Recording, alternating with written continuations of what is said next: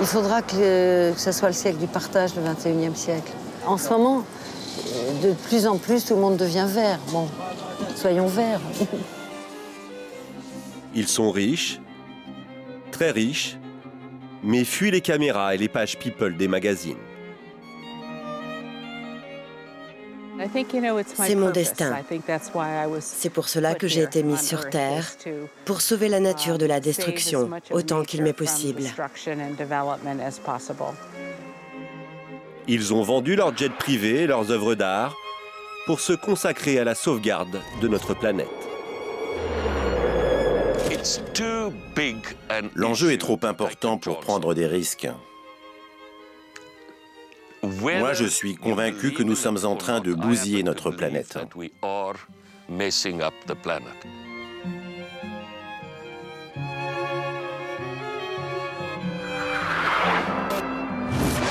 Rêveurs, visionnaires ou hommes d'affaires engagés, ils ne sont encore qu'une poignée à travers le monde.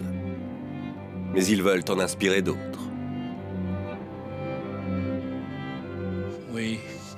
Aujourd'hui, j'ai atteint un certain niveau de vie. Je ressens donc le besoin de m'investir personnellement et financièrement pour rendre à la nature ce qu'elle m'a donné.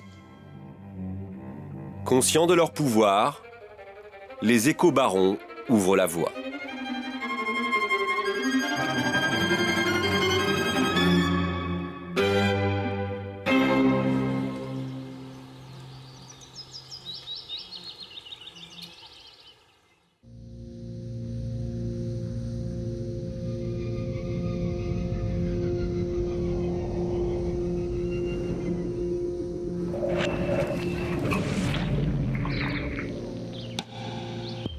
L'État du Maine, aux portes du Canada. Un territoire couvert à 90% d'immenses forêts. Ici, les industriels du papier ont toujours fait la pluie et le beau temps. Puissants, ils ont offert emploi et ressources à l'économie locale, mais ont dévasté la nature et son écosystème. Roxane Quimby est devenue leur meilleure ennemie. Cette multimillionnaire, qui a fait fortune avec des produits de beauté naturelle, a décidé de sortir son carnet de chèques pour racheter les terres et les sauver.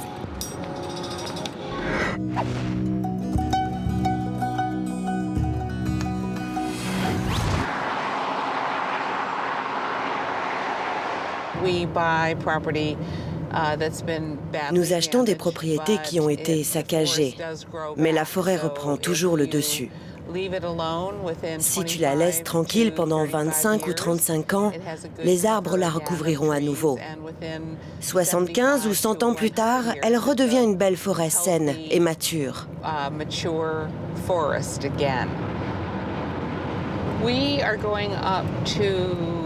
Nous allons visiter une parcelle qui est en vente.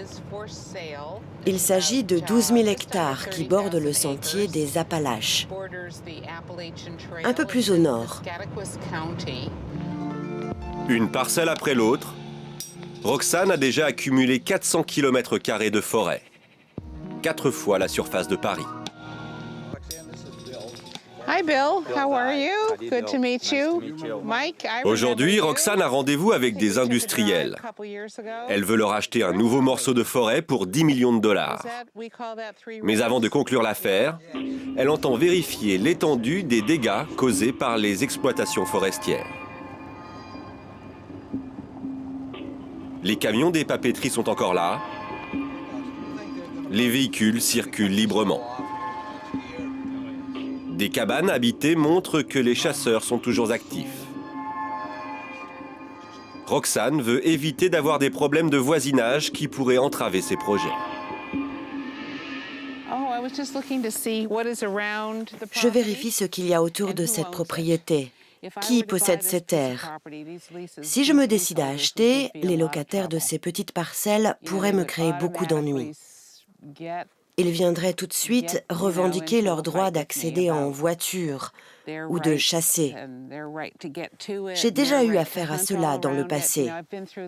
Si je deviens propriétaire, ce ne seront pas de joyeux randonneurs. Pas de chasse ni de gaz d'échappement. Elle veut des arbres à perte de vue et des forêts revenues à l'état sauvage.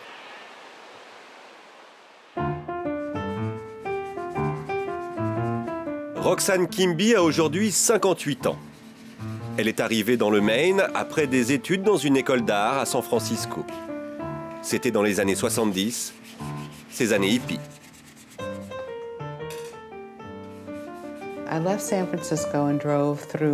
J'ai quitté San Francisco et j'ai traversé la Californie du Nord, où les terres à vendre étaient très chères. Je n'avais que $3 000 en poche. Je suis allée jusqu'à la côte Est et, arrivée dans le Vermont, je suis allée voir un agent immobilier. J'aimais beaucoup le Vermont, mais il m'a dit qu'avec une si petite somme d'argent, je ne pouvais rien acheter. Si vous n'avez plus d'argent, allez dans le Maine, car dans le Maine, il y a encore des terres disponibles pour des sommes dérisoires.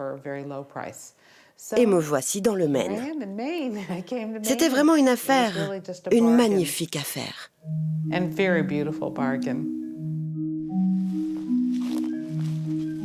Sans argent, elle n'avait alors pu s'offrir qu'une cabane au milieu de la forêt. 30 ans plus tard, elle a accepté d'y revenir, de plonger dans ses souvenirs. Quand je vivais ici, il n'y avait qu'un sentier. Les nouveaux propriétaires l'ont élargi pour pouvoir y accéder en voiture. Cela fait tout bizarre. Nous avons toujours marché ici. Je recherchais la paix et la tranquillité. Je voulais fuir la ville, la civilisation.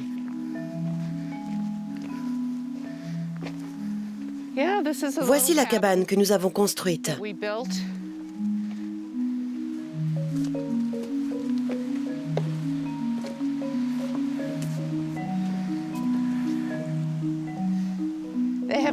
Maintenant, ils ont la télé et un générateur. À l'époque, elle et son compagnon ont coupé le bois et fabriqué leur cabane. Quelques mois plus tard, leurs jumeaux sont nés. Une vie rude, un froid glacial en hiver. Elle se disait que si elle pouvait survivre à cela, elle pourrait survivre à tout. La source d'eau était à 50 mètres de la maison. Il fallait y aller avec des seaux.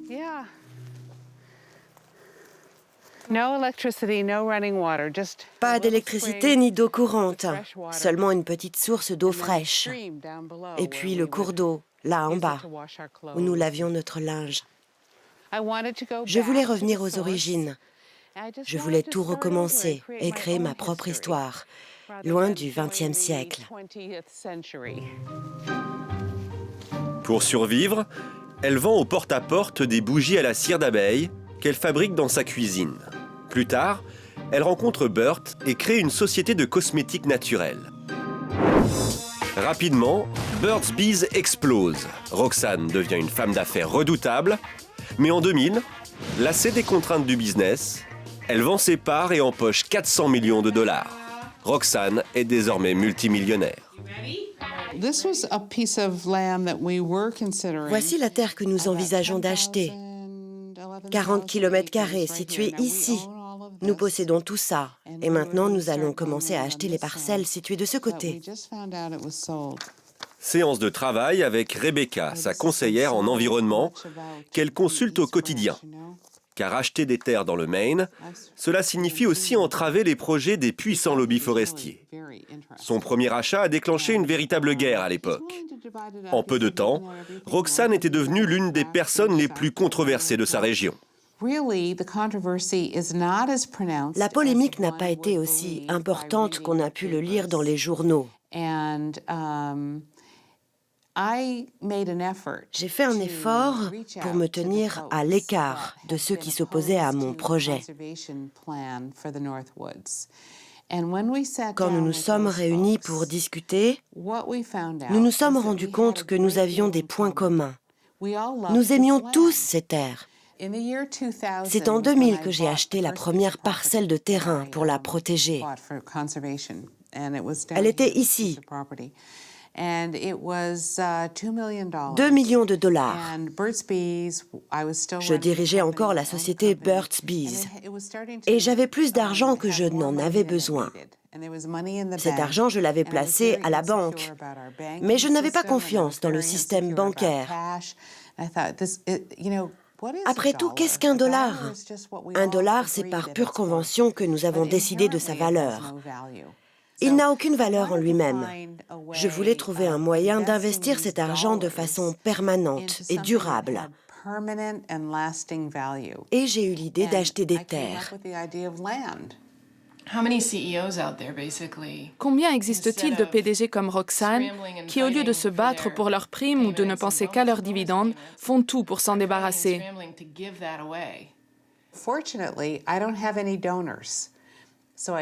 Heureusement, personne ne me donne d'argent et je ne dépends de personne. J'ai donc beaucoup plus de liberté que de nombreuses ONG. J'agis selon ma propre vision de ce qui est juste et de ce qu'il faut faire.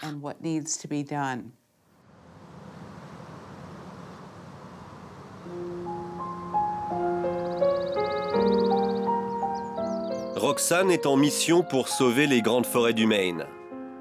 Et personne ne l'arrêtera.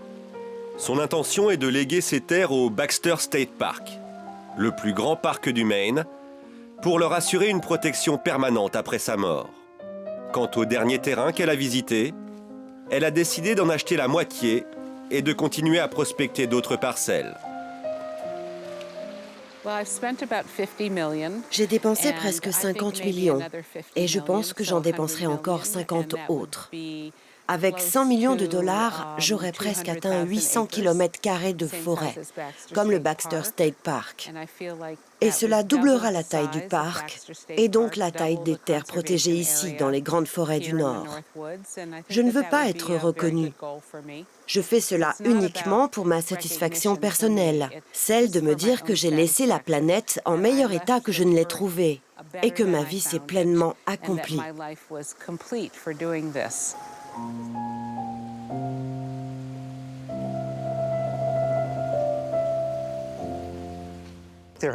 Dans l'histoire américaine, il y a toujours eu des protecteurs de la nature qui étaient des visionnaires, qui repéraient un endroit qui avait besoin d'être protégé et qui utilisaient leur fortune, leur passion et leur énergie pour contribuer à le sauver. De John Rockefeller Jr. pour l'Acadia dans le Maine ou le Teton National Park dans les Rocheuses à Percival Baxter pour le Baxter State Park.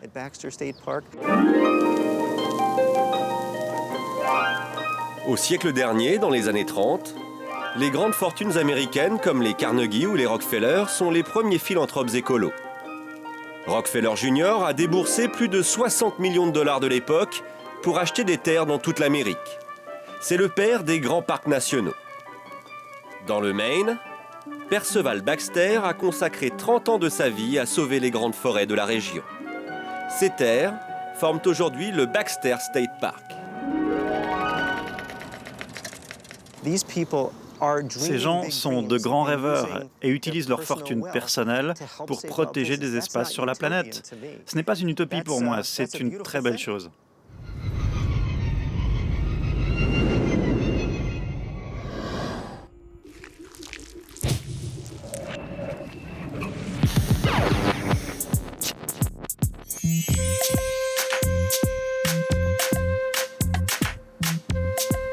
Deuxième fortune d'Afrique du Sud, Johan Rupert est l'actionnaire principal du groupe de luxe Richemont. 5 milliards d'euros de chiffre d'affaires avec des marques comme Cartier, Montblanc ou Lancel. C'est un homme discret, un africaneur profondément attaché à ses racines qui s'est toujours tenu loin des paillettes et des médias. Pour la première fois, il a accepté de se laisser filmer pour parler de son amour des terres sauvages. Vous êtes français. Je vais vous montrer à quoi ressemble le carou.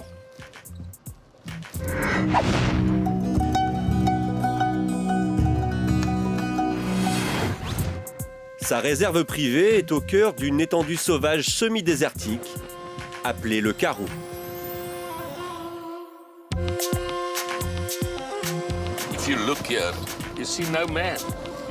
Regardez ici, il n'y a personne. Rien n'a été touché par l'homme. Regardez cette immensité. Quand vous passez chaque année 600 heures dans un avion, Pour moi, ici, c'est la liberté. Vous pouvez méditer, être seul, vous détendre. J'ai des liens familiaux très étroits avec cette terre. J'avais l'habitude de venir ici avec mon père. Son père, Anton Rupert, décédé en 2006, a fondé le WWF en Afrique du Sud. Entrepreneur philanthrope, dévoué à la nature et grand ami de Nelson Mandela, il est à l'origine des célèbres Peace Parks, les parcs de la paix, en Afrique australe. Les Peace Parks, de grandes réserves transfrontalières entre l'Afrique du Sud et ses voisins, où les animaux peuvent vivre en paix et passer d'un pays à l'autre sans se soucier des frontières. L'idée était simple, mais difficile à réaliser. Demander aux chefs d'État d'abattre les frontières qui traversent les parcs, ce n'était pas gagné d'avance. Anton Rupert m'a envoyé dans différents endroits. J'ai mis de côté les vieilles rancœurs. Il était primordial que nos pays dépassent les clivages pour s'unir autour de cette idée, pour vivre ensemble. Il fallait que les frontières n'aient plus aucune importance. Rupert a gagné. 50 km de frontières ont été effacées. Les terres sauvages du Mozambique, dévastées pendant la guerre civile, ont été déminées. Et le parc du Grand Limpopo a pu voir le jour entre l'Afrique du Sud, le Mozambique et le Zimbabwe. Un sanctuaire plus vaste que la Belgique.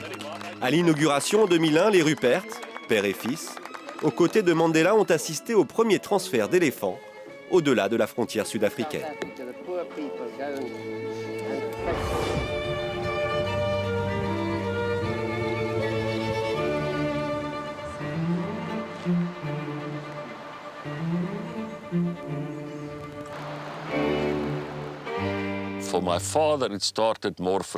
Pour mon père, la protection de la nature était un concept philosophique.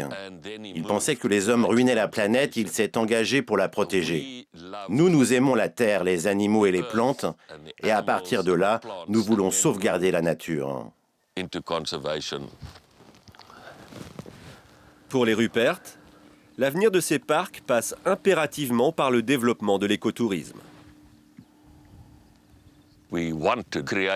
Nous voulons apporter du bien-être aux communautés locales pour qu'elles n'abattent et ne brûlent plus les arbres.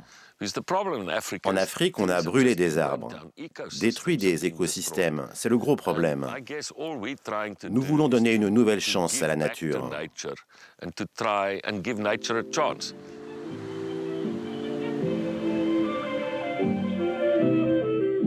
Graaff-Reinet, au milieu du désert du Karoo.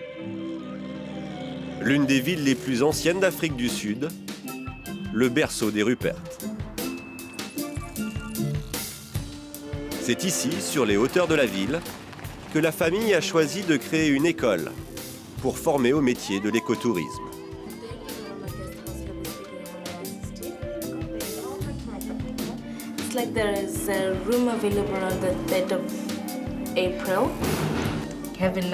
Accueil, service, hôtellerie, cours de cuisine. À leur sortie, les pensionnaires iront toutes travailler dans les lodges et les structures touristiques situées dans les parcs nationaux. So now it's in your little bowl. So the moment then when you want to blend your potatoes, and then it's not necessary to look out for all the other pieces of bacon. You understand? Yes. Cette école est bien plus qu'une simple école hôtelière. Les 90 élèves sont toutes des femmes démunies, venues des campagnes d'Afrique du Sud, mais aussi du Mozambique et du Zimbabwe. Elles travailleront sur l'ensemble des Peace Parks. Very good. Yours. You're making it. Very good. Thank you very much. André Kilian est le directeur de l'établissement. That's great stuff. What's your name again? Jane. Where are you from, Jane? Oh, you're the Zimbabwe girl. And you? Komotsa. C'est l'un des hommes de confiance des Rupert. Oh, good show. Good show. Good show. And what's happening here? They are trained here for 1 year. Nous les formons pendant 1 an et nous prenons tout en charge. Cela fait partie des dons de la famille Rupert. Monsieur Rupert a toujours cru, tout comme son fils Johan, que les parcs ont de l'avenir uniquement si les communautés locales s'y investissent. Si celles-ci n'y trouvent pas leur compte, les parcs ne peuvent pas fonctionner car il n'y aura personne pour s'en occuper. Et ce n'est pas bon d'avoir un parc si les communautés ne se sentent pas impliquées. C'est une très belle idée.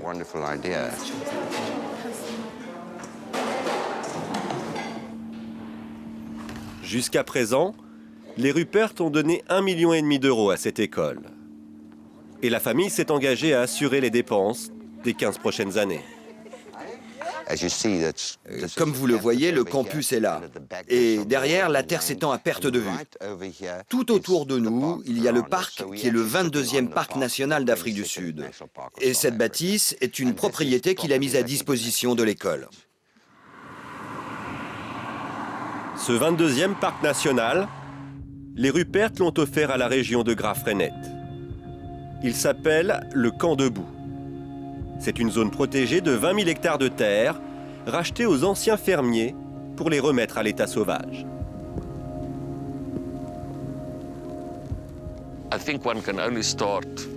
Il faut commencer par agir dans notre propre zone géographique. Nous faisons cela pour que les générations futures puissent profiter de cette nature, ainsi que leurs enfants et leurs petits-enfants. Regardez ici, tout est si pur.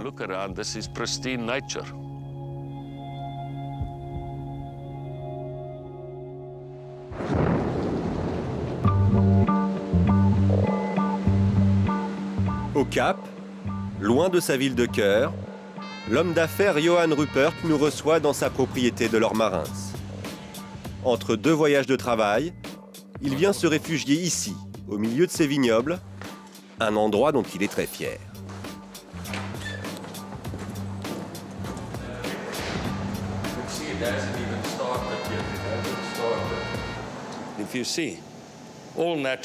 Vous voyez, nous n'utilisons que des procédés naturels. On retourne le tonneau. C'est la meilleure fermentation qui soit. Vous aimez faire du vin? Oui, j'adore ça.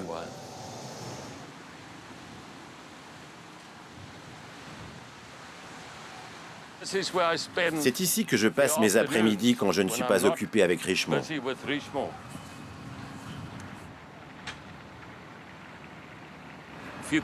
Si tu viens d'Afrique, tes pieds sont enracinés dans cette terre. La poussière coule dans ton sang.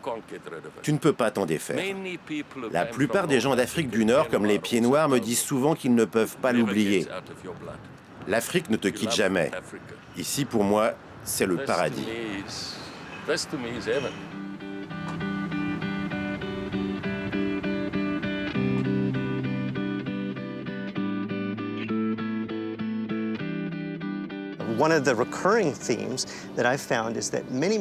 L'un des points communs de tous ceux qui appartiennent à cette tradition philanthropique est le lien très étroit qu'ils cultivent avec la beauté du monde naturel. La beauté sauvage est leur motivation. Ils ont bien sûr d'autres ambitions, comme protéger la planète du réchauffement climatique, préserver l'environnement, ou même parfois sauver des espèces animales. Mais ce qui motive en premier ces hommes, ces éco-barons, c'est avant tout de sauvegarder la beauté de la nature.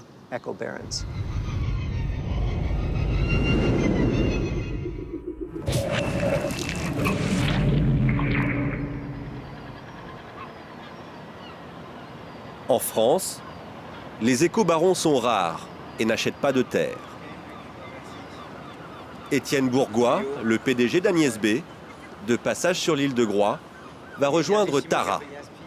Sa goélette flambant neuve effectue sa première sortie en mer pour tester machines et voiles. Je crois qu'à la fois en tant que citoyen et en même temps en tant que dirigeant d'entreprise, je crois que c'est très important qu'on s'engage tous, quoi, avec, à notre niveau, chacun avec peut apporter et contribuer à ce que les mentalités changent.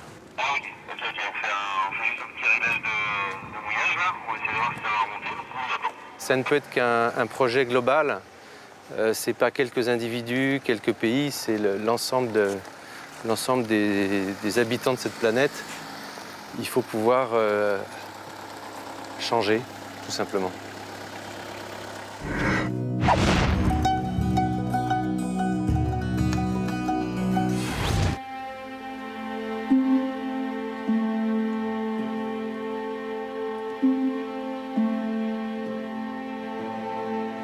Je suis venu il y a un mois et le bateau était encore complètement en chantier. Et donc ça me fait plaisir de le voir là, au mouillage, avec des voiles neuves, prêts à partir. Bon, maintenant il faut embarquer tout le matériel scientifique, le contrôler, le tester, mais ça y est, le bateau est là. Il n'y a rien de plus beau qu'un bateau comme ça au mouillage. 36 mètres de long, ce navire a appartenu à l'explorateur Jean-Louis Etienne, puis au navigateur néo-zélandais Sir Peter Blake. Deux grandes figures de l'environnement qui l'ont fait entrer dans la légende. De reprendre le flambeau, c'était une responsabilité. C'était surtout pas d'en faire un yacht. Pour moi, c'est un outil fabuleux de sensibilisation parce qu'il avait déjà cette image d'Antarctica, l'image de Seamaster de Peter Blake. Donc une responsabilité de continuer, ce travail qu'il avait entamé depuis de nombreuses années. La première grande expédition dans laquelle Étienne Bourgois a lancé Tara a eu lieu au pôle Nord. Pendant 507 jours, la goélette, prisonnière des glaces, s'est laissée dériver sur la banquise. Elle a ramené des informations de première importance pour la recherche climatique. Cette aventure a coûté 5 millions d'euros à son mécène.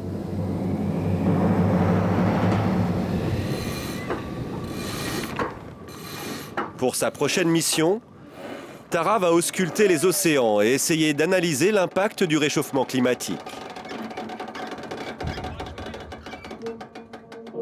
Une centaine de scientifiques du monde entier vont se relayer à bord pour étudier les coraux et le plancton qui restent encore aujourd'hui largement inconnus.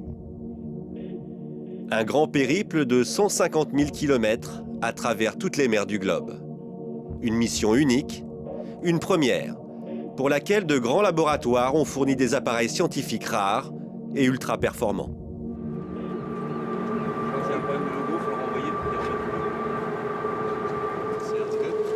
Noise is still the same, hein? This crazy noise, like a submarine. Les scientifiques sont venus nous voir il y a 1 an et demi pour pouvoir utiliser Tara comme plateforme technique pendant 3 ans autour du globe pour étudier cette biomasse qui a un rôle majeur sur le climat, sur l'oxygène qu'on respire, puisque cette biomasse absorbe 50% du CO2 que nous rejetons. Après avoir compris que ça jouait un rôle majeur dans le climat mondial, j'ai dit oui, j'ai dit banco, on y va. Mais au début, j'avais l'impression que les scientifiques allaient tourner autour du globe plutôt pour faire un inventaire magistral. Bon, c'est passionnant, mais je crois qu'au-delà de ça, on a besoin de comprendre mieux, mais rapidement, ce qui va se passer dans ces océans.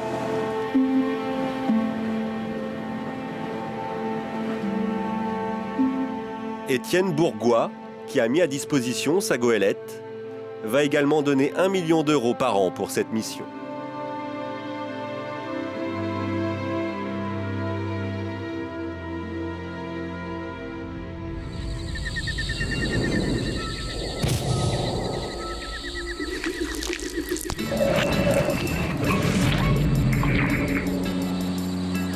La forêt amazonienne, le poumon de la planète. 4 millions de kilomètres carrés au Brésil. Surexploitée, elle disparaît au rythme de 52 000 kilomètres carrés par an, 1,5 fois la taille de la Bretagne. De nombreux étrangers à la fibre écolo se sont mis en tête de la protéger. C'est le cas de Johan Eliasch, conseiller en environnement du Premier ministre britannique Gordon Brown. Ce milliardaire suédois, propriétaire de la marque de sport Ed, a acheté en 2005 200 000 hectares de forêt pour 12 millions d'euros.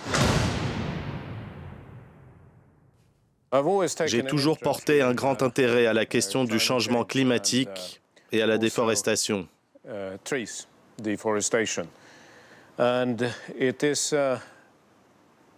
Alors, comment faut-il protéger la forêt vierge? C'est évidemment une question complexe. J'ai racheté des parcelles de la forêt amazonienne avec l'intention de trouver une formule qui nous permettrait de la protéger de façon permanente.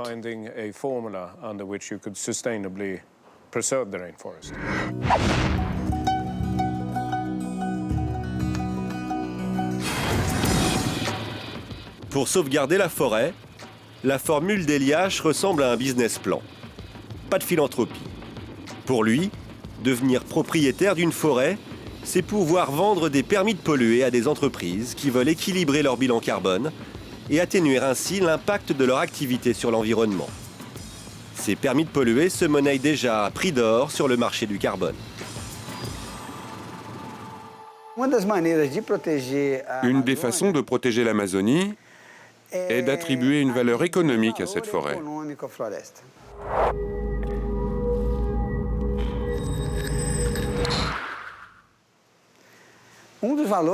Une des valeurs qu'elle possède, c'est son stock de carbone, qui va devenir une marchandise de l'avenir.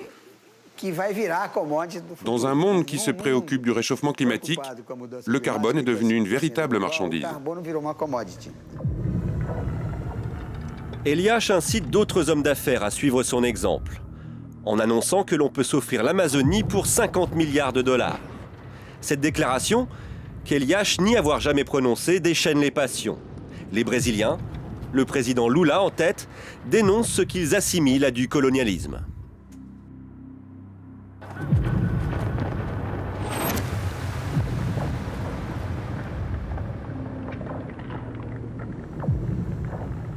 Même l'IBAMA, le tout-puissant ministère de l'Environnement brésilien, prend l'affaire très au sérieux. C'est une question qui touche à la sécurité nationale et à la souveraineté du pays. Un pays doit s'inquiéter de qui contrôle ses terres, car il ne faut pas qu'une grande quantité de terres soit contrôlée par des capitaux privés internationaux.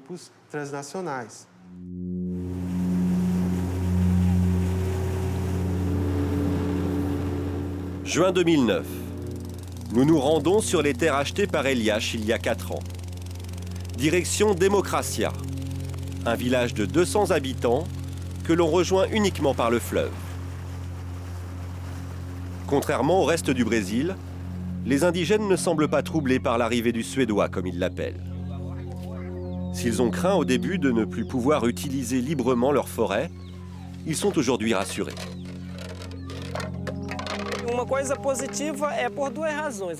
L'arrivée d'Eliash a été positive pour 2 raisons. Il a promis avant tout de ne pas déforester, ce qui est primordial pour nous qui vivons sur place, et il nous a aussi donné la possibilité d'exploiter la forêt, de continuer à ramasser les noix et les fruits sans toucher au bois.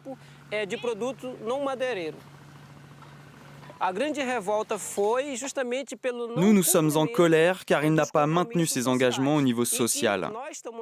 Il crie haut et fort qu'il les a tenus, mais c'est totalement faux. Eliash avait promis des salles de classe, des ordinateurs et une bibliothèque à cette communauté où les enfants ne peuvent pas aller à l'école. Mais rien n'a été fait. Sao Paulo. Nous allons rejoindre Johan Eliash.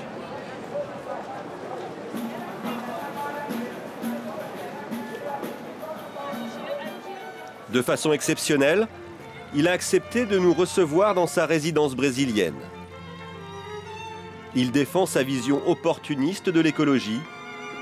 Ceux qui achètent les forêts pour les protéger doivent y trouver leur compte.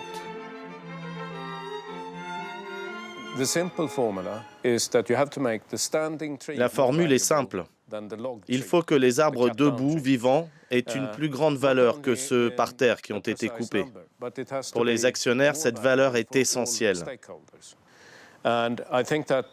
Il faut que les capitaux privés s'allient aux fonds publics pour investir le marché du carbone.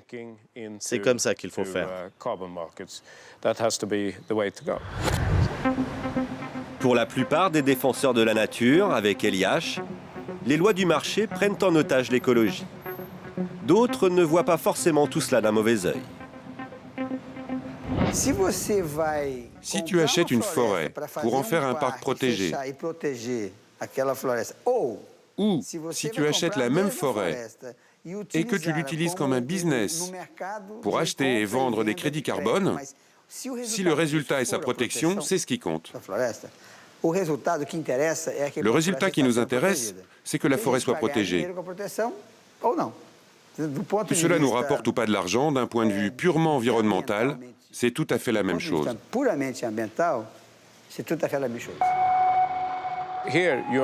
La forêt, ce n'est pas une belle photo accrochée au mur que tout le monde admire.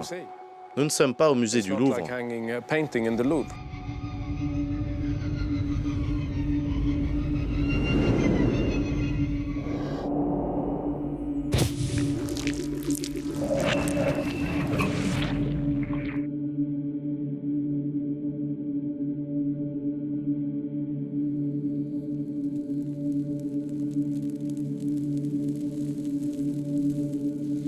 Loin des plages et des cartes postales de Floride, le domaine de MC Davis, un entrepreneur fortuné, surnommé The Green Man, l'homme vert, par la presse locale.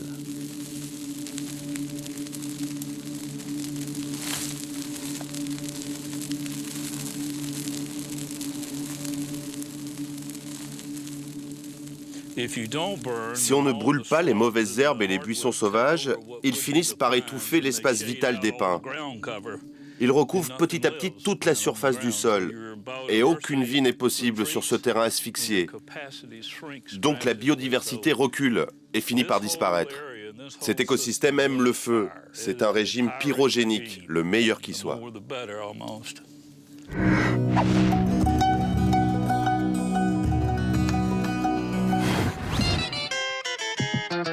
Noguzi Plantation, littéralement la réserve de l'ours noir. 200 km² achetés par MC Davis pour 60 millions de dollars. Un corridor de nature sauvage situé dans le nord-ouest de la Floride. Avec ses équipes, MC Davis travaille d'arrache-pied sur ces terres pour protéger l'arbre originaire de sa région, le pin des marais ou longleaf pine. Un arbre qui, pour se développer, a besoin du feu. Ce pin est pour le sud des États-Unis ce que l'oxygène représente pour le reste du monde. Car sans lui, avec ses aiguilles et cette herbe, on ne peut rien brûler. Et si on ne brûle rien, les serpents, les tortues, les grenouilles ne peuvent pas vivre. Vous savez, plus de 400 espèces vivent dans l'abri de ces tortues. Le longleaf pine recouvrait jadis les 2/3 de la Floride. Il était en voie de disparition jusqu'à l'arrivée de MC Davis. Nous allons bientôt avoir la plus grande forêt privée de pins longleaf au monde. Il se peut qu'on soit déjà les plus grands, mais nous allons de toute façon le devenir.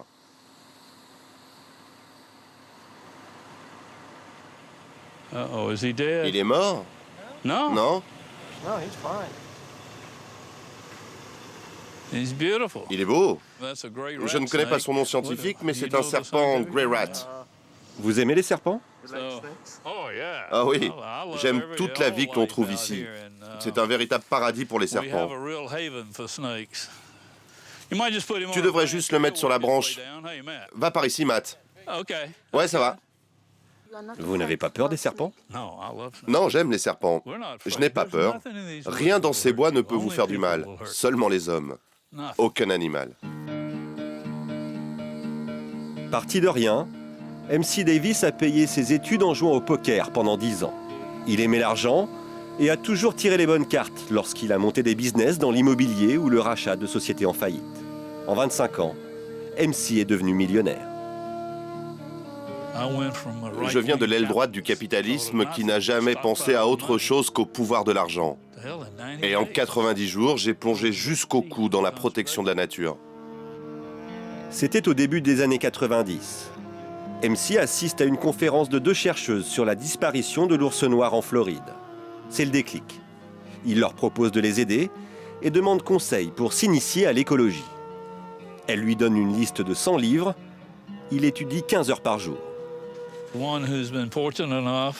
Quelqu'un qui a eu assez de chance pour pouvoir s'offrir tout ce dont il a besoin et même plus, a le devoir aujourd'hui Noblesse oblige de le rendre à la nature.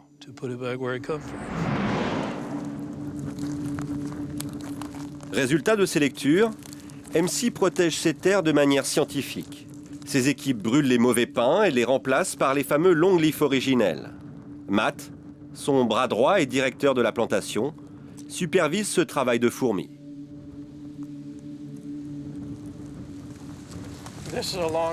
Voici une pousse de longleaf pine que nous avons plantée en novembre l'année dernière. Nous les plantons dans des sortes d'éprouvettes pour qu'elles se développent sous serre. Ensuite, nous les replantons dans le sol à la main. Regardez autour de vous, vous pouvez voir partout ces jeunes pousses. Ces pousses ont 6 mois, mais dans quelques années, elles recouvriront toute la parcelle. Imaginez d'ici 30 ans, les arbres seront grands comme ça et mesureront 30 mètres. Dans 60 ans, ils seront larges comme ça et feront 35 mètres. 7 millions de pins ont été replantés à la main en 7 ans, un tiers de la surface de la plantation. Mais il faudra du temps avant que Noguzi ne revienne à son état initial, avant l'arrivée de la civilisation.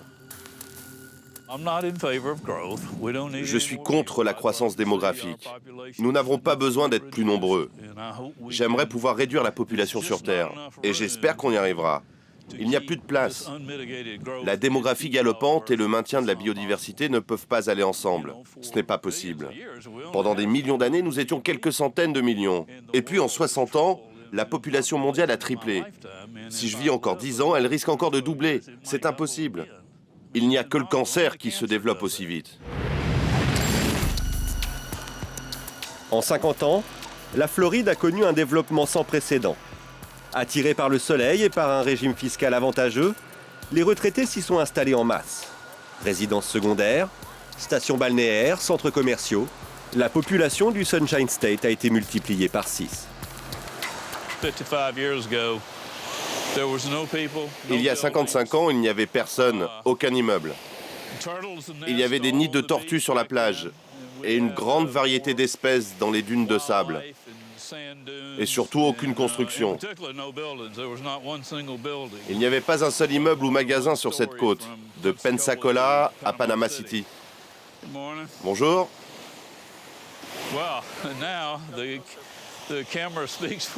Aujourd'hui, les images parlent d'elles-mêmes. Des immeubles et du monde partout. Ils veulent profiter de ces plages, mais ils les ruinent. Vous essayez de changer cela? Oui, j'essaye, mais je n'ai pas beaucoup d'impact sur les plages, car c'est un espace public. D'ici à la mer, tu ne peux rien acheter. Je participe à des groupes qui essayent de protéger les plages, de réguler l'accès à la mer pour protéger les tortues ou d'autres espèces marines. Mais le principal de mon travail se situe à l'intérieur des terres, là où tu peux acheter.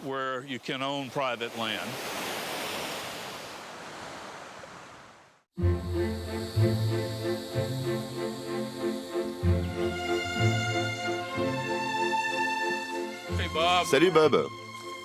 Bob Walker est le deuxième homme clé de la plantation, avec Matt, le directeur.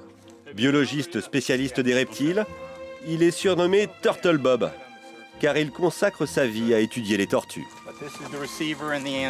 Voici le récepteur et l'antenne. L'émetteur est sur la tortue.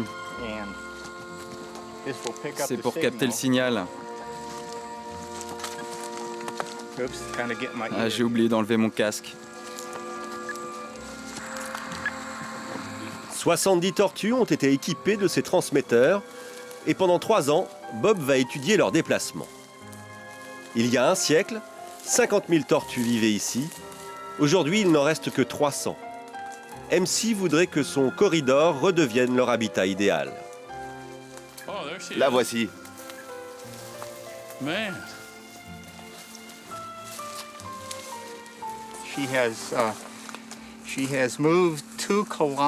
Elle s'est éloignée de 2 km de son trou, qu'elle a quitté il y a 2 jours. Si elle continue à aller vers le nord, Elle va arriver sur un territoire sablonneux, son habitat idéal, où il y a déjà d'autres tortues. Je passe la plupart de mes journées ainsi, dans la nature. Ce sont les moments que je préfère, sur des terres comme celle-ci. Et j'ai mon chien, Roscoe. Il surveille, il trouve des carcasses de tortues qui ont été tuées par des prédateurs et il me les ramène.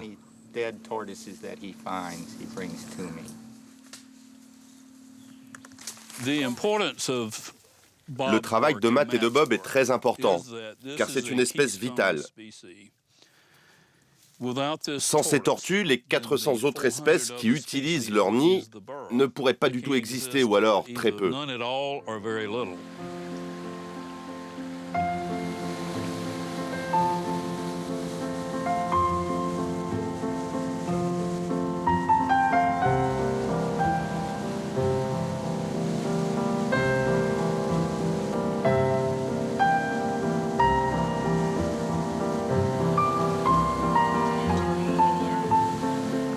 Des promoteurs immobiliers ont proposé à plusieurs reprises à MC de racheter ces terres qui, sans lui, seraient déjà couvertes de complexes hôteliers avec piscine et terrain de golf.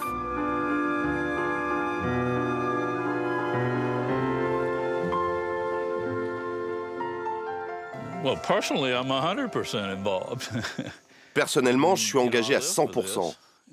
C'est ma vie. Certes, j'aime mes enfants et mes petits-enfants, mais rien d'autre ne compte pour moi en dehors de la protection de la nature. J'ai quelques autres petites activités pour m'amuser, pour faire une pause, mais ça, c'est ma vie. L'argent, la plantation absorbe tout l'argent que je peux trouver. Car Matt veut toujours plus de terre, d'équipements, de gens. Je fais avec. Quand j'ai peu d'argent, j'en donne peu. Et quand j'en ai beaucoup, j'en donne beaucoup.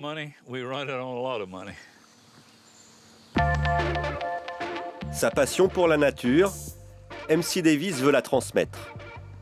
Pour 100 millions de dollars, il a créé un musée. Un lieu de rendez-vous où les scientifiques et le grand public pourront se rencontrer. Il a même prévu des classes découvertes pour les écoles de la région, avec Turtle Bob comme guide éclairé. Regardez tous. C'est encore mouillé, ce qui veut dire que cela vient de se produire il y a quelques heures. Regardez, c'est cool. Touchez-la. Et vous savez quoi? Il y a une espèce d'oiseau qui vit ici. Vous savez ce qu'il fait avec cette peau de serpent? Il en prend des morceaux et les met dans son nid.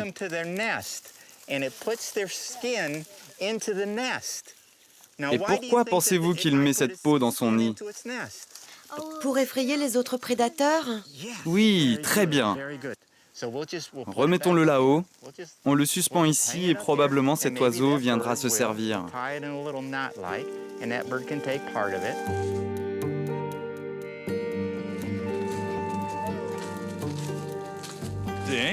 C'est le but.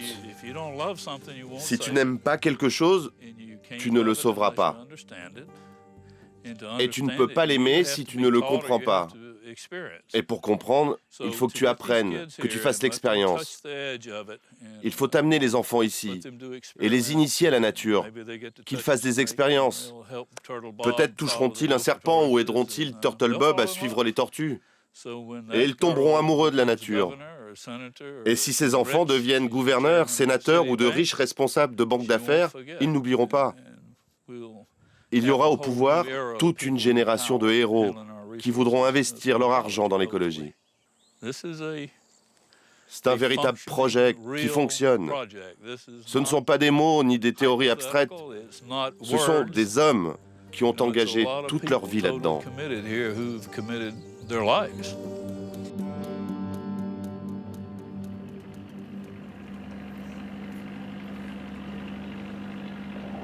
Retour à Lorient. C'est le grand jour. Tara se prépare à partir pour sa grande expédition de 3 ans. Dans quelques heures, la goélette va larguer les amarres et sur le pont, tout le monde s'active.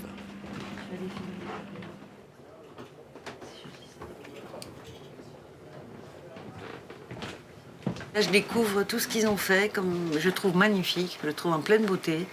Et puis beaucoup de choses ont changé à l'intérieur, évidemment, puisqu'il y a tous les nouveaux instruments pour mesurer tout ce qu'on va chercher et ce qu'on va trouver, on espère, voilà. Je me dis, au moins, ça sert à quelque chose, mon travail, quelque part. Parce que c'est aussi avec mon travail, c'est tout ce que je fais qui me permet de faire ça. Voilà, c'est mon travail de styliste, puisque c'est un soutien personnel. C'est pas la maison Agnès B, c'est moi personnellement qui soutiens le Tara.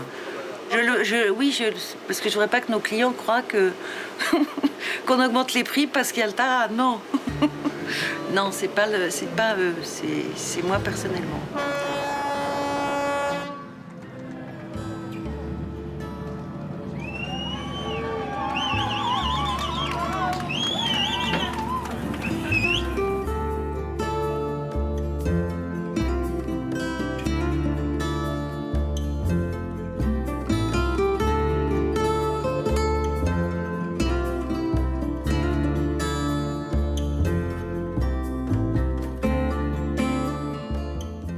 C'est quelque chose que l'on se doit. Cela vous aide à dormir la nuit quand vous savez que vous avez fait du bien. J'espère que nous serons une source d'inspiration, que d'autres donneront ce qu'ils peuvent donner. Si nous réussissons à sauver la biodiversité, alors ce siècle restera comme le siècle vert. Il faut le faire maintenant.